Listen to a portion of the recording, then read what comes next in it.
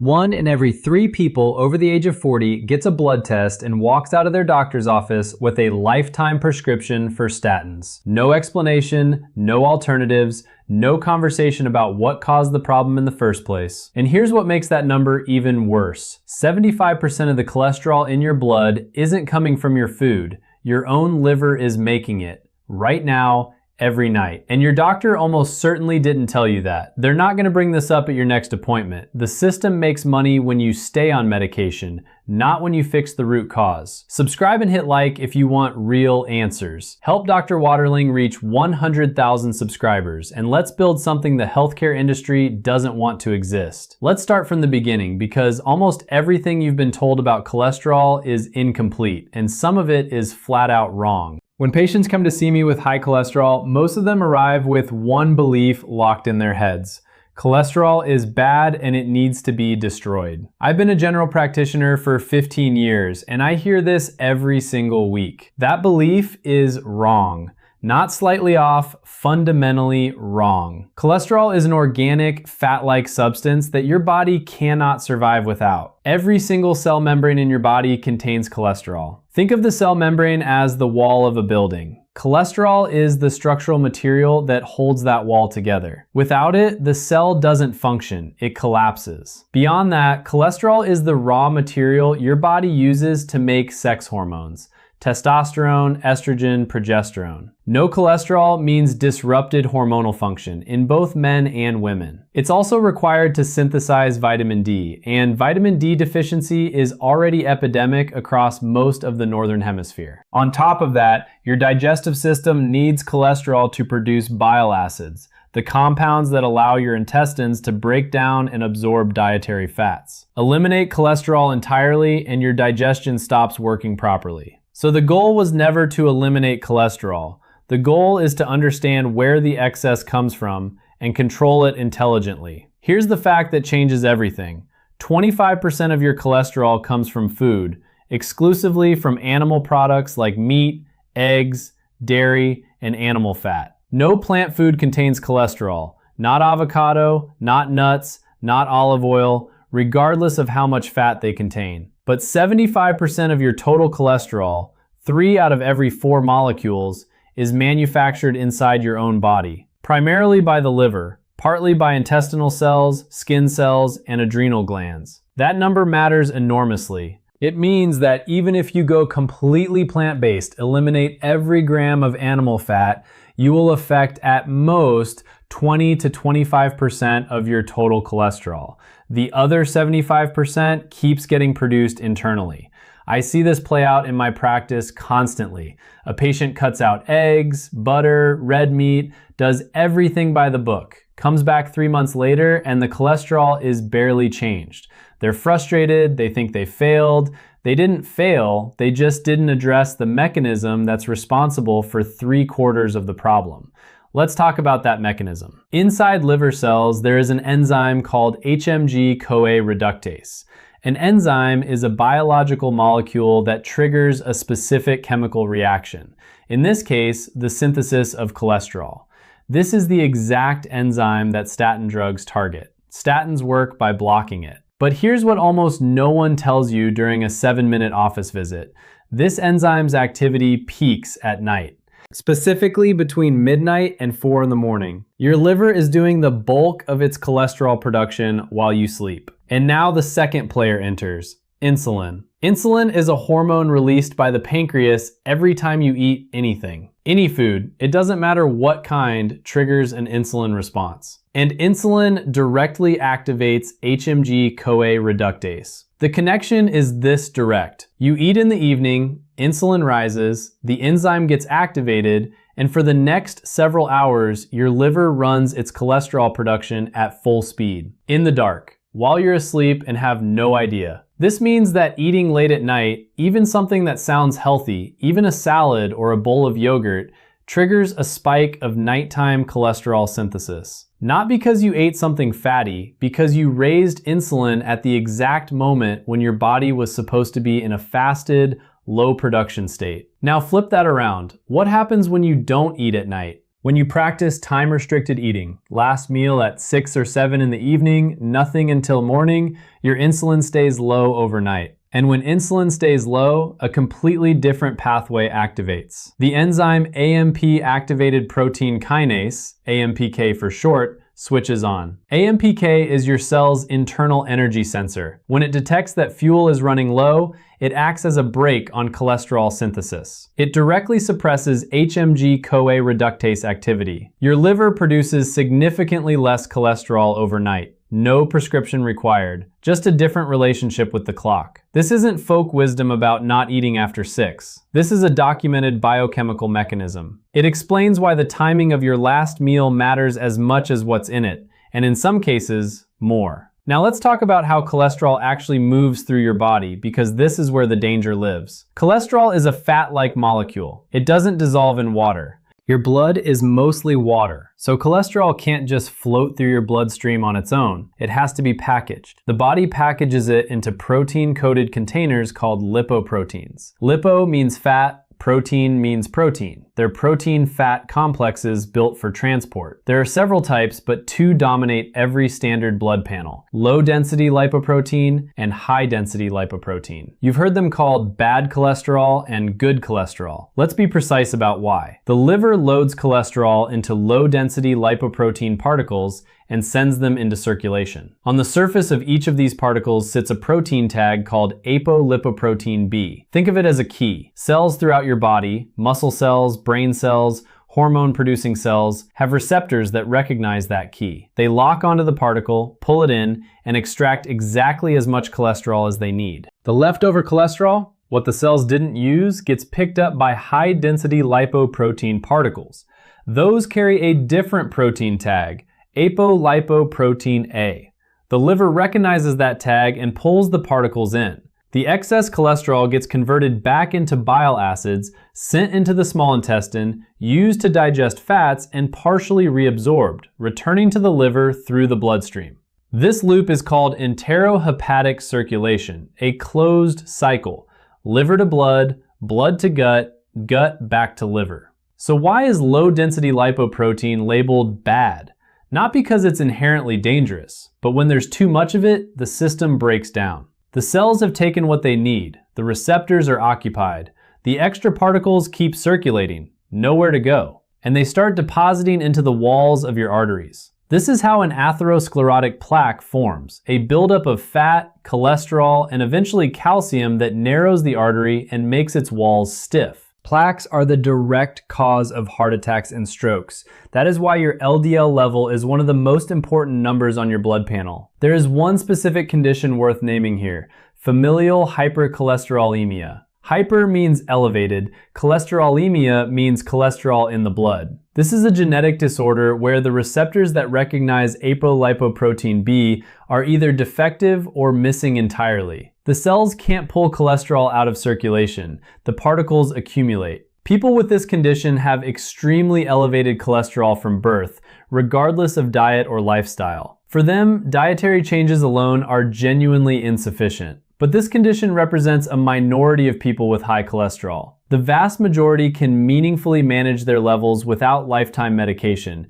if they understand the mechanisms driving the problem. Let's move to what you can actually do. 7 concrete steps. Step 1, diet. Reduce saturated animal fats, fatty cuts of pork, beef, veal, full-fat dairy products. Not total elimination, reasonable reduction. And remember, this addresses only 20 to 25% of your total cholesterol. Diet alone, without fixing the other factors, produces modest results. Use it as one piece of the picture, not the whole strategy. While we're on diet, let me kill one persistent myth. Eggs. Patients constantly tell me they've eliminated eggs because of cholesterol. The current evidence does not support that fear. Consuming 1 to 2 eggs per day does not produce a significant increase in LDL cholesterol in most people. Here's why. The body regulates dietary cholesterol absorption through a feedback mechanism. If you consume more through food, the liver compensates by producing less, up to a point. The actual threats are processed meats, fast food, and industrial trans fats, partially hydrogenated vegetable oils found in packaged snacks, margarine, and commercially fried foods. These have a far more damaging effect on your cholesterol profile than a whole egg ever will. Step 2, meal timing and energy balance. 2 rules. Rule 1, stop eating by 6 or 7 in the evening. Maintain a minimum 12-hour overnight fast. This is what keeps insulin low during the night and activates AMPK, the natural brake on cholesterol synthesis. Rule 2, maintain a negative or neutral energy balance. Spend as many calories as you consume or more. This sounds obvious. It is not being followed. When you consistently eat more than you burn, insulin stays chronically elevated, continuously stimulating HMG-CoA reductase. No supplement, no herb, no dietary tweak compensates for that. This is the foundation. Everything else builds on top of it. I see patients who take every supplement on this list, follow every rule, but they're still eating more than they burn. Nothing works. This is the reason. Step 3, soluble fiber. Fiber refers to plant material that your digestive system cannot break down.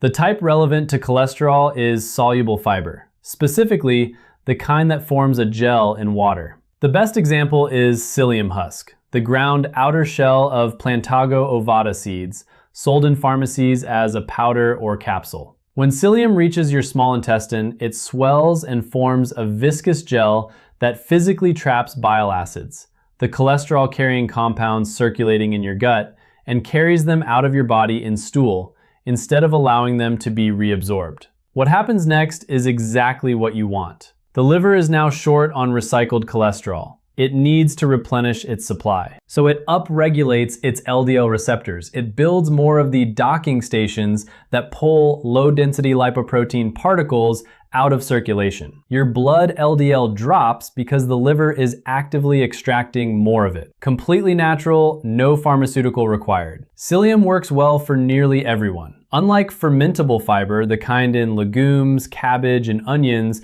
which intestinal bacteria break down and which causes bloating and gas in many people, psyllium passes through unfermented. It doesn't cause the same discomfort. Start with 1 teaspoon per day with a full glass of water. Gradually increase to 2 or 3 teaspoons. Without adequate water, psyllium becomes dense and can cause constipation rather than the effect you're after. Step 4, omega-3 fatty acids. These are a specific class of polyunsaturated fats that your body cannot synthesize on its own. You have to get them from food or supplements. Clinical research shows that regular omega-3 intake reduces cholesterol levels by approximately 23%. The mechanism is direct. Omega-3 fatty acids suppress the activity of HMG-CoA reductase, the same liver enzyme that makes cholesterol, the same one statins target. Best dietary sources are fatty marine fish, salmon, mackerel, herring, sardines, and seafood in general. If fish isn't a regular part of your diet, omega-3 capsules are a reasonable alternative. One critical point about omega-3, the effect does not appear quickly. It takes a minimum of 1 month of daily use for any meaningful change, and the full benefit typically emerges over 2 months or more. The reason is biological. Your body needs time to incorporate these fatty acids into cell membranes and shift the enzymatic balance. If you took omega-3 for 2 weeks and stopped because nothing happened, you didn't give it enough time. Step 5, visceral massage. This one surprises people, but the mechanism is straightforward. Gentle mechanical pressure applied to the abdominal organs through the abdominal wall improves blood flow to the liver, pancreas, and intestines. Better circulation in the liver normalizes its metabolic activity, including a reduction in the rate of LDL synthesis. This is not a replacement for the interventions I've already described. It's an adjunct, something that enhances the overall effect when layered on top of the other steps. It's particularly useful for people with sedentary lifestyles whose abdominal circulation is chronically sluggish. Step 6. Physical activity. This is not just general wellness advice, it's a specific biochemical lever. Regular aerobic exercise, walking, swimming, cycling, raises your HDL, the high-density lipoprotein that carries excess cholesterol back to the liver for processing. The higher your HDL, the more efficiently your body clears the excess. Aerobic activity also directly reduces fasting insulin levels, which reduces the ongoing stimulation of HMG-CoA reductase. The minimum effective dose is 30 minutes of moderate activity 5 days per week. That's it. And the majority of people with high cholesterol are not doing even that. Step 7, total caloric control. I'm returning to this because it cannot be said once and left behind. You can follow every step above, eat well, take psyllium, take omega-3, exercise, but if you are consuming more calories than you spend, your insulin will stay elevated, your liver will stay in production mode, and your cholesterol will stay high. This isn't my opinion, it is the biochemistry of metabolism. Weight loss alone, without any other intervention, often normalizes cholesterol. Not because the person ate less fat, because lower body weight means lower insulin, reduced liver burden, and improved lipid metabolism across the board. Now, here's something clinically significant that I want you to understand. Your body's response to every single one of these interventions changes with age. After the age of 45, the baseline activity of HMG-CoA reductase increases. Hormonal shifts compound this. In women, estrogen declines, and estrogen was actively protecting the vascular system. In men, the testosterone profile shifts in ways that affect lipid balance. Getting your cholesterol down without medication in your 50s is harder than doing it in your mid-30s.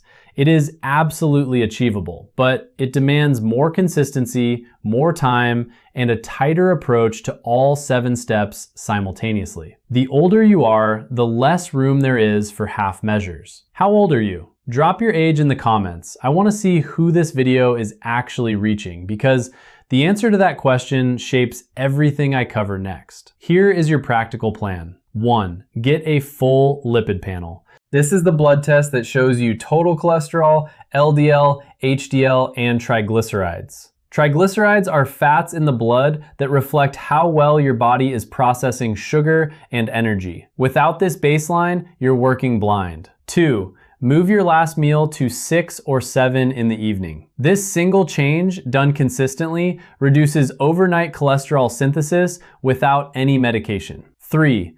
Cut industrial trans fats, fast food, and processed meats out of your diet. Limit saturated animal fat. Don't obsess over eggs. 4. Add psyllium husk. 1 to 2 teaspoons daily with plenty of water. 5. Start omega-3 and commit to at least 2 months before evaluating whether it's working. 6. 30 minutes of walking or other aerobic activity 5 days a week. 7. Get honest about how much you're eating versus how much you're burning. If you're in a consistent caloric surplus, everything else is secondary. This is not a 2-week protocol. This is a system. It requires consistency over weeks and months, but the outcome, normal cholesterol, without a lifetime prescription, without permanent drug dependency, is absolutely worth the effort.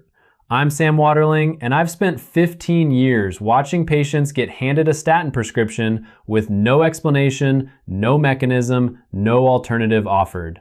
That is not what medicine is supposed to be. You deserve to understand what's happening in your own body. Your doctor won't say this to your face. The system isn't built around keeping you healthy, it's built around keeping you managed. I am. Subscribe, leave a like, and help this channel grow to 100,000 subscribers. We're building something real here, and every single one of you is part of it.